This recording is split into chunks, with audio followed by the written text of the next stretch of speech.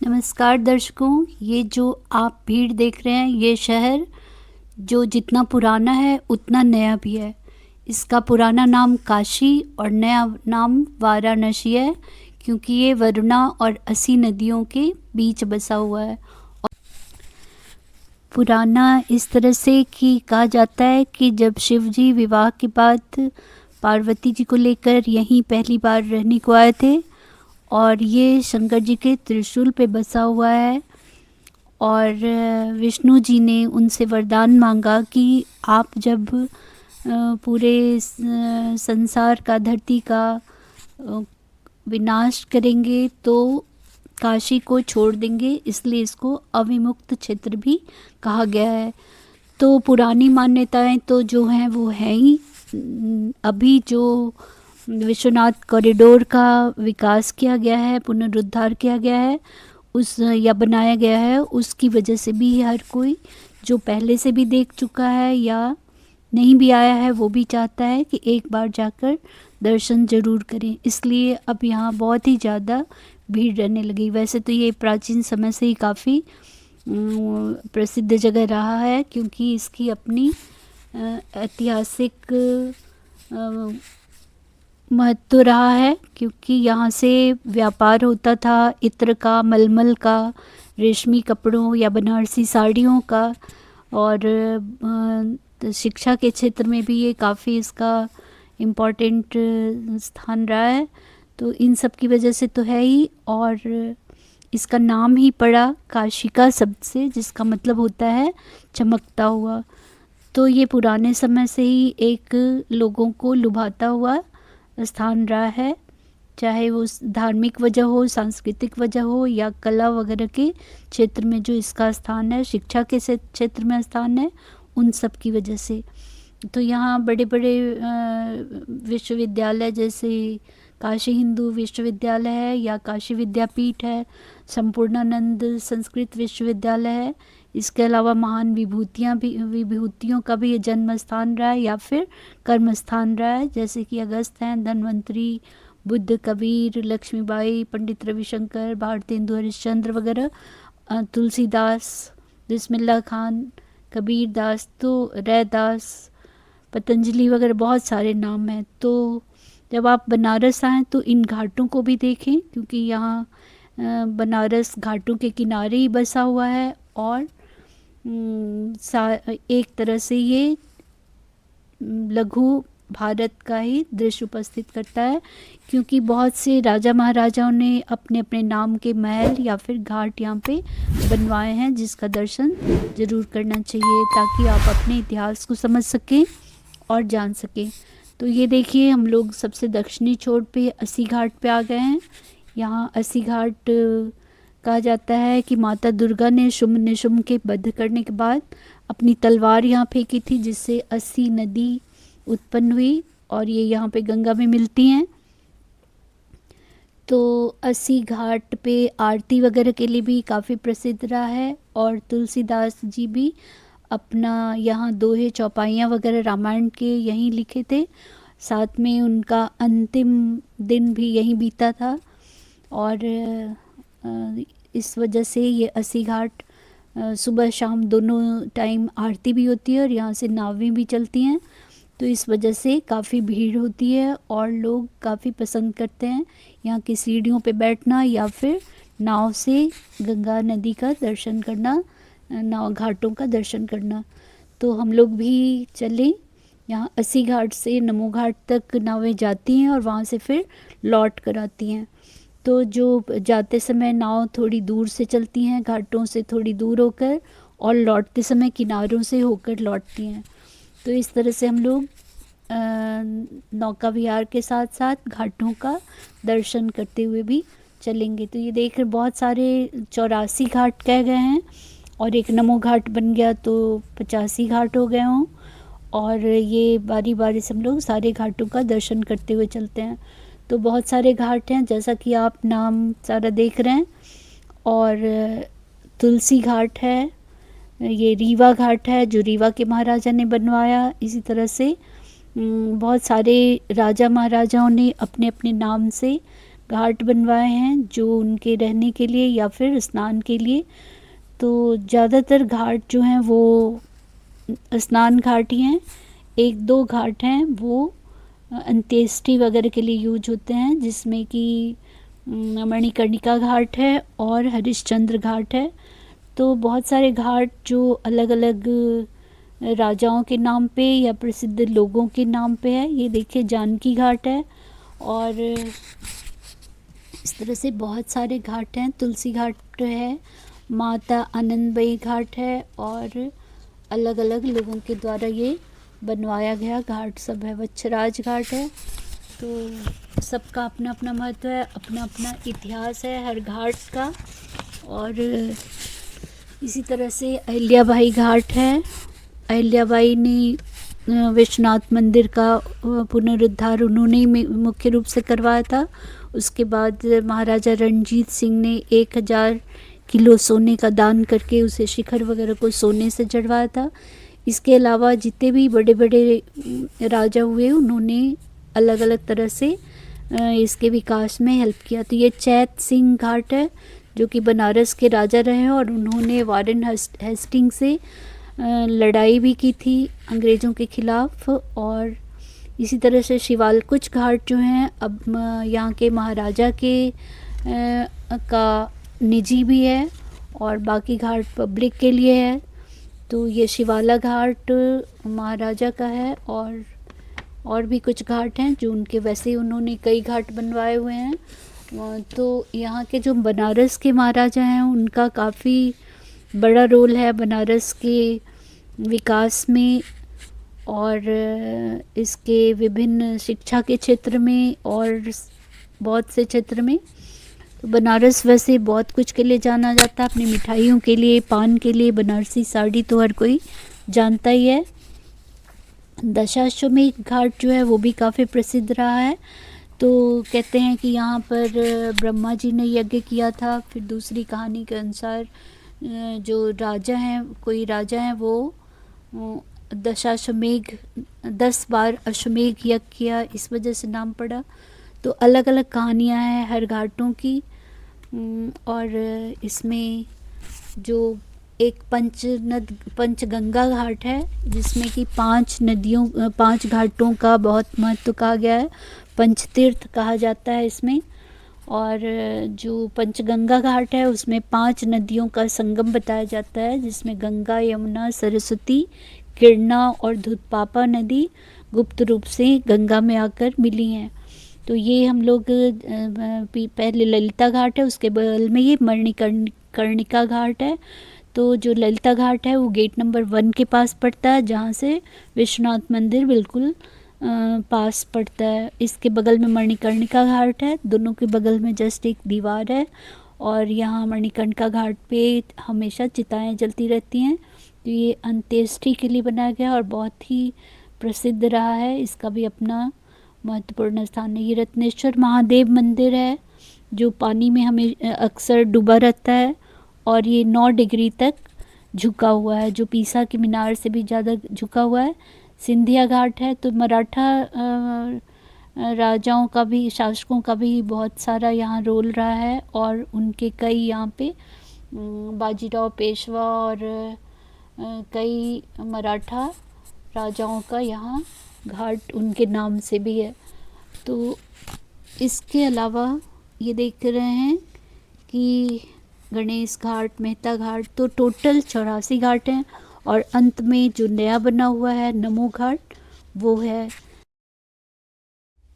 नमो घाट की पहचान है वहाँ पे नमस्कार की मुद्रा में हाथ जुड़े हुए हैं। तो कई हाथ वहाँ बने हुए हैं जो नमस्कार की मुद्रा में हैं। और ये नरेंद्र मोदी जी ने बनवाया, जो प्रधानमंत्री हैं हमारे। और यही उन्होंने अपना संसदीय क्षेत्र बनारस को चुना है। तो उसके लिए वो अलग अलग तरह के विकास के कार्यक्रम करते हैं, विकास के बहुत सारे अपना योगदान कर रहे हैं। उसी में इससे एक ये भी है। इससे बनारस का बहुत ज़्यादा प्रचार प्रसार हुआ है और विश्व में लोग ज़्यादा जानने लगे हैं। वैसे तो पहले से भी ये फेमस है पर और ज़्यादा जानने लगे हैं। तो हर घाट की अपनी कहानी है। और ये जो नमो घाट है वो राजघाट के बगल में है। राजघाट यहाँ के महाराजा का बनवाया हुआ है, वहीं पे किला भी है राजघाट का। तो हर घाट की कुछ न कुछ अपनी स्टोरी है, अपनी कहानी है और अपना महत्व है। जैसे कि वैसे राजघाट भी बहुत ही शांत और सुंदर घाट है और रेलवे स्टेशन से भी काफ़ी पास पड़ता है। और ये राजघाट पुल इसी के बगल में है। रविदास टेम्पल राजघाट के बगल में है और वहाँ तक कार बाइक वगैरह भी जा सकती हैं। बाकी में तो जो विकलांग वगैरह हैं उनके लिए ये सुविधा है कि वो वहाँ तक पहुँच सकते हैं। इसी तरह से जो तुलसी घाट है, ये रविदास घाट दिख रहा है, संत रविदास के नाम से इसको नाम दिया गया है। ये वहीं पर है, राजघाट के पास ही है। और इससे आगे पुल है जिसको हम लोग राजघाट पुल भी कहते हैं। और फिर नमो घाट है। तो नमो घाट भी काफ़ी बड़ा सा घाट है, यहाँ तक ही नावें आती हैं और इसके बाद फिर लौट जाती हैं। तो ये हर घाट का, जैसे कि पहले तुलसी घाट था तो यहाँ पे तुलसीदास जी अपना अंतिम समय बिताए थे और उसके पास ही उनके रहने का स्थान बना हुआ है। उनका वहाँ पर खड़ाऊँ रखा गया है जिसकी लोग पूजा करते हैं। साथ में जिस नाव से वो आते जाते थे उस नाव का टुकड़ा भी वहाँ रखा गया है। तो अलग अलग हर एक से जुड़ी हुई यादें हैं जिसको लोग देखना पसंद करते हैं। इतिहास की जिनको रुचि है, जिनको इतिहास में, वो लोग इन सब को जानने की कोशिश करते हैं। पर यही है कि सबके पास टाइम नहीं होता, तो पहले से अगर पता कर लें कि हमें क्या क्या ख़ास चीज़ें देखनी है। तो आजकल तो बहुत सारे वीडियो उपलब्ध हैं। तो ये देख रहे हैं नमो घाट है जहाँ पे हाथ जोड़े दिख रही हैं, स्टैचू दिख रही है, बहुत सारे हाथ नमो नमस्कार की मुद्रा में जोड़े हुए हैं। और ये कह सकते हैं नमो मतलब नमस्कार भी, या फिर नमो नरेंद्र मोदी भी, तो जो भी कहा जाए, नाम इसका नमो घाट है। तो ये जो है राजघाट, इसके अलावा तो कई घाट जो मराठाओं के समय बनवाया गया था, उसमें सिंधिया घाट, होलकर घाट, भोसले घाट, पेशवा घाट वगैरह हैं। और ये जो हर एक का अपना वो है। तो जैसे सिंधिया घाट का निर्माण महारानी बैजाबाई सिंधिया ने करवाई थी और यहाँ पे काफ़ी पहले बनाया गया था। यहीं पर रत्नेश्वर महादेव मंदिर है और करीब 150 साल पहले बनवाया गया था। कहते हैं अग्नि की उत्पत्ति भी यहीं के पास के जगह में हुई है। अब ये तो बहुत पुरानी बातें हैं। ललिता घाट का निर्माण नेपाल के राजा ने करवाया था और यहाँ पे लकड़ी का बना हुआ काठमांडू स्टाइल में मंदिर है जिसमें पशुपतेश्वर की प्रतिमा भी है। इसी तरह से बच्छराज घाट है जहाँ पे 3 जैन मंदिर हैं। और दशाश्वमेध घाट को हार्ट ऑफ घाट्स कहा गया है। और ब्रह्मा जी ने, ये तो पता है कि ब्रह्मा जी ने यहाँ पे शिव के स्वागत में इस घाट को बनवाया था। साथ में कहा गया कि ब्रह्मा जी ने यहाँ तपस्या वगैरह की थी और उसमें अश्वों का वध किया था, अश्वों का की आहुति दी थी, या फिर किसी राजा के भी नाम से। तो इतनी पुरानी बातें हैं कि काफ़ी कुछ कन्फ्यूजन है इन सब बातों में, क्योंकि हर चीज़ लिखा हुआ या बहुत पुरानों में होगा जिसको लोग हर कोई पढ़ नहीं पा रहा है। तो ये बूंदी परकोटा घाट जिसको बूंदी के महाराजा ने बनाया था, इसी तरह से ब्रह्मा घाट है। और तो बहुत सारे घाट हैं, हर एक का अपना अपना वो है।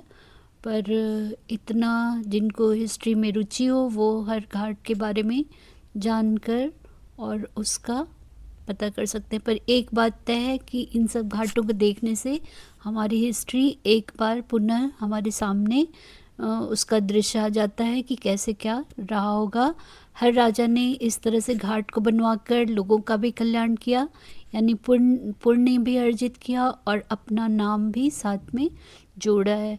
तो इन जगहों का हमें दर्शन करना चाहिए। तो ये देख रहे हैं आप, नौका विहार भी कर सकते हैं और साथ में अपने इतिहास को भी जान सकते हैं इस तरह से घाटों का दर्शन करके। तो वैसे साथ में ये चिड़िया जो है वो भी चलती है, जिनको लोग दाना खिलाते जाते हैं। और ये साइबेरियन क्रेन जैसा कि आपने प्रयागराज में भी देखा होगा, और ये नाव के किनारे किनारे चलती है दाना चुगती हुई।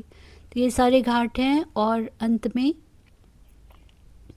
वो फिर नाव वापस अस्सी घाट तक आती है। पर अगर आपको बीच में कहीं उतरना हो तो आप, ये सिंधिया घाट दिख रहा है, ये भी काफ़ी सुंदर और शांत जगह माना गया है। तो आजकल बहुत सारे घाटों पे होटल वगैरह, जो किले वगैरह बने थे उनमें होटल वगैरह भी खुल गया है।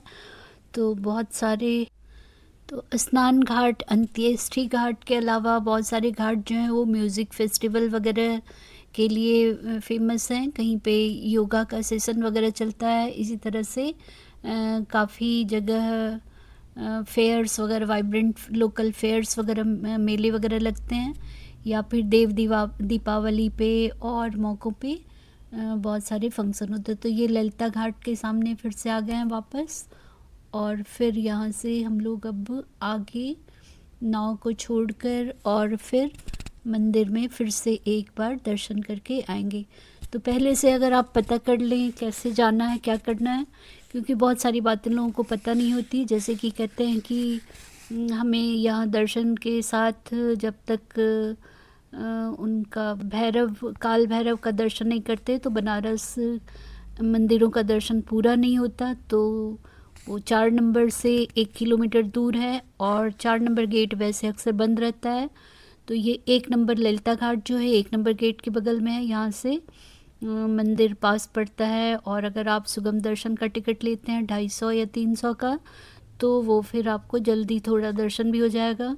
और वहाँ से 4 नंबर गेट के से निकल कर वहाँ गली से होकर 1 किलोमीटर चलने के बाद काल भैरव का मंदिर है, वहाँ भी लाइन लंबी लगती है। तो समय और अपना प्लान देखकर फिर आप अपना वैसा प्रोग्राम बनाएं और दर्शन करें। Thank you.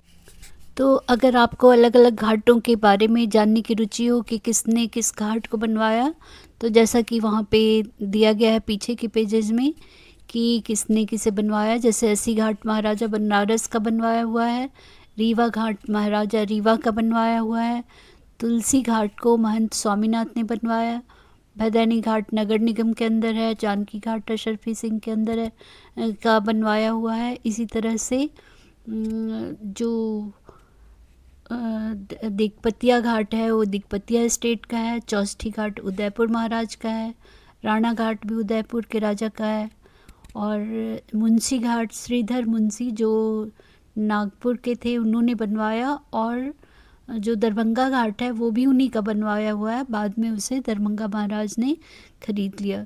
अहिल्याबाई घाट महाराजा इंदौर का बनवाया हुआ है, और प्रयाग घाट है जो कि रानी हेमंत कुमारी देवी का बनवाया हुआ, तो अलग अलग का है।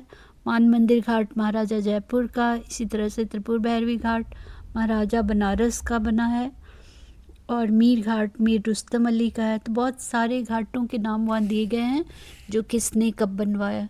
तो ये हम लोग अब वापस वहाँ घाटों के पास आ गए हैं, और रात में आप देख सकते हैं बहुत ज़्यादा यहाँ पे आरती वगैरह होती है।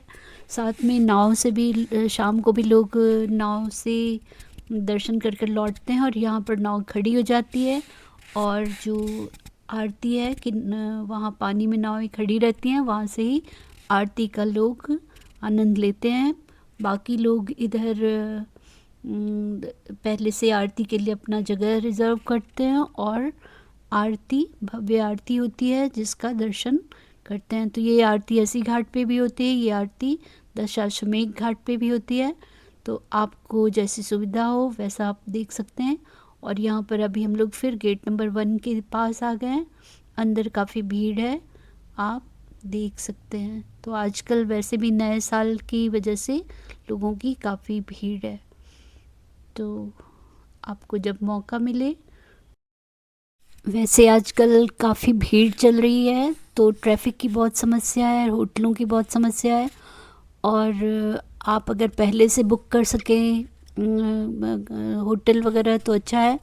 नहीं तो कहते हैं गुदौलिया के पास होटल अलग अलग रेट में मिल जाते हैं, या धर्मशाला वगैरह मिलते हैं, पर हम लोगों को तो नहीं मिला, तो हमें BHU तक जाकर वहाँ कहीं होटल मिल पाया, तो लंका एरिया में। तो इस तरह से आप अगर पहले से समझ कर चलें, दर्शन में भी लंबी लाइन होती है, अगर सुगम दर्शन का टिकट हो तब भी टाइम काफ़ी लग जाता है, तो आप बेहतर हो कि 2 दिन का समय हो तो अच्छा रहेगा, नहीं तो फिर मंदिर का दर्शन केवल करके लौट सकते हैं। नाव का जहाँ तक सवाल है, आपको बार्गेनिंग करनी होगी, तो शेयरिंग वाले नाव में 100 पर पर्सन के रेट से, या फिर बाकी नाव में जैसा भी साइज वगैरह उसके अकॉर्डिंग आप चल सकते हैं। तो आप अपना देख कर चलिए। Thank you, take care.